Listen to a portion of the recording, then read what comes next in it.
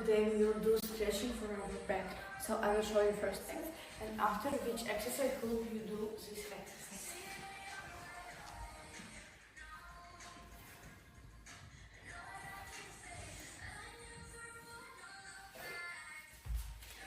So, and now I will show you some exercises to help your stretching. So first you must do cat position. 1, 2, 3, and after that you must stretch our shoulders. 1, 2, 3, 4, 5. And after we use the blocks. Take 1, 2, and start to do this exercise. 1, 2,